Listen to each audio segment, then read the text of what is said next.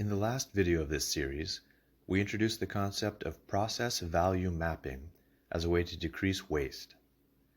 In this video, we will continue to build on those concepts by better defining the concepts of value and waste, and by exploring the idea of necessary waste. As we progress through the series of videos, we will tie these processes into a lean hospitality and services management framework. With that out of the way, let's begin. So what is value anyway, and how do we create more of it? Well, we could start by saying that value is what allows us to charge a given price for a product or service. With this definition of value, we can say that adding a pool and sauna to a retirement community would increase its value because those amenities would allow us to charge higher prices. But we could then counter-argue that to a resident couple who are unable to swim or who have health conditions that don't allow them to use a sauna, we have actually decreased the value for money spent because we have started to charge more without offering them any new amenities that they can use. So we need to be a bit more precise. One common definition of value in lean workplaces is, value is anything that the customer is willing to pay for. When discussing standard offerings, we use an imaginary average customer to determine value, but highly customizable offerings might change their definitions of value from customer to customer. Let's look at an example of value being what the customer is willing to pay for. If you wanted your house painted, the painters would come to your home and discuss your color needs, which adds value. They would then measure your walls, which offers no direct value to you. They will go buy the paint, again, no value. Prep the rooms with edging tape and drop cloths, no value. Collect the necessary tools and ladders from their van, no value. And paint the room, which finally adds value. They would then remove all the edging tape and drop cloths, which again provide you with no direct value. Now, many of you might notice that even the steps that I listed as not offering value to the customer were necessary to the process. For example, from the customer's point of view, the whole measuring of the walls and buying of the paint did not provide any direct value, but I think we can all agree that they are necessary steps. We will call these steps support work.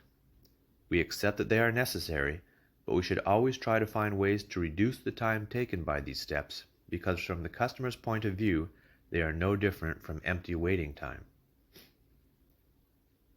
There is another category of actions that do not provide any direct value to the customer, but that cannot be entirely eliminated: mandated work and inspections. To offer an example, and I apologize in advance to any electricians watching for my general ignorance on the topic, if you need your building's main electric box changed, one of the steps will be a government inspection. Remembering that in Lean we take great pains to ensure that all work is completed correctly the first time, this step offers no direct value to the customer. As a service provider, however, you tamper with these processes at your peril. You will never be able to eliminate them completely, but you can organize your workflows to ensure a minimum time is wasted waiting for these important steps. Let's go over an example to illustrate what we just discussed. In the previous video, we used the example of a cook cutting lettuce. Let's revisit that process map and see what we can now determine. Let's start by asking ourselves, what does the customer want? What is value to the customer in these circumstances? Well, in this case, we can assume that the customer wants a salad consisting of cut lettuce and maybe other ingredients. So the value added in this process is the cut lettuce itself. We can therefore say that the action of cutting the lettuce adds value. We'll mark that step in green. You can, of course, use any color or other marking systems you choose. There's nothing special about the colors I use. In the absence of colors, such as when I'm using a whiteboard with only one dry erase marker, I'll draw the step boxes in different shapes to denote value.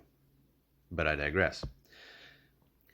The process starts with the cleaning and filling the sink. The cook could produce the cut lettuce without this step, but really shouldn't. So we'll call this a necessary step in the process, but it does not in itself add any direct value to the customer. The customer wants cut lettuce, and no cut lettuce is produced by the sanitization of the work area or the filling of the sink. So this is support work, work that is necessary but not value producing, and we'll mark it in yellow. Here's where some viewers will take issue. Surely the customer does not want food poisoning, and so the whole cleaning process does add value. My response is that there are certain minimum expectations in every industry that are so fundamental that we do not consider them to hold any value. For example, I bought a new set of all-season tires last week in preparation for summer. I'm sure that during the manufacturing process, the tire plant checked the quality of the rubber formula to make sure it was appropriate quality and purity, and that it had not been replaced by cleverly disguised cheese. This step, though important, produced no value to me because I assumed that the tire manufacturer would use high-quality inputs for my tires, and not a 50-50% cheddar-brie mix. This is to say that there are some steps in any process that the customer will just assume must be done correctly, but that will not count as value. If in doubt, ask, what does the customer want? In this case, we answer, cut lettuce. Not in-season, unbruised, sanitary lettuce cut in 1.5-inch strips with cores removed. That may be what the customer really wants, but most of it is just assumed. Now that said, individual industries will have their own norms, and there is a fair amount of room for personal judgment in this process. How about the transporting of lettuce from the fridge to the cutting station? Well, that's important, but it offers no value to the customer, so it's support work.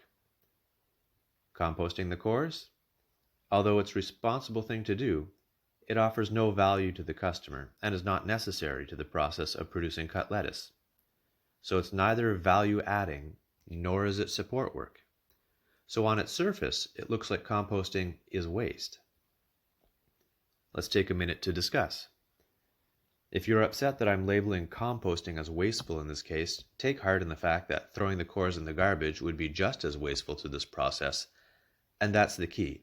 No one is suggesting composting is a bad idea, only that it does not affect this process in any way that either adds value or supports the addition of value. Is the alternative to just work among ever-accumulating piles of garbage? I suppose we could for a while, but that's not feasible. We can buy our lettuce pre-cored or even pre-cut, but we'll assume the costs are prohibitive. So what do we call this step? Is it really pure waste? Maybe, but it could also be mandated work.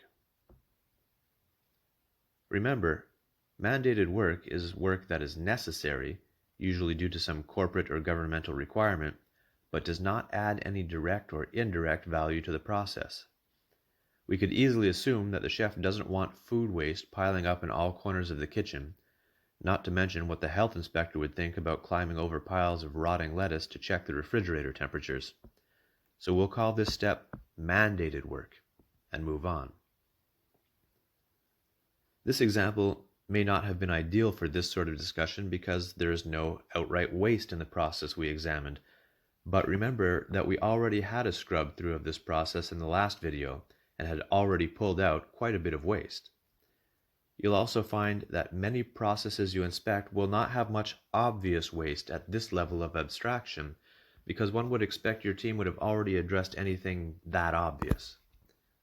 In later videos, we'll talk about how to find waste on the macro and micro scales, and how to use different resolutions and levels of abstraction to make the process value mapping more powerful.